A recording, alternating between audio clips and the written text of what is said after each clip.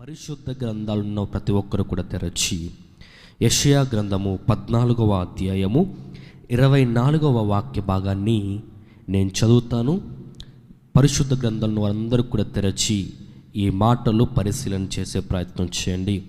Let us turn our Bibles to the Isaiah chapter 14 verse 24. యెషయా గ్రంథము 14వ అధ్యాయము 24వ వాక్య భాగాన్ని మనం చదువుకునే ప్రయత్నం చేద్దాం.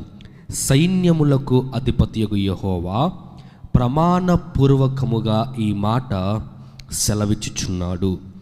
నేను ఉద్దేశించున్నట్లు నిశ్చయముగా జరుగును, నేను యోచించున్నట్లు అది స్థిరపడును.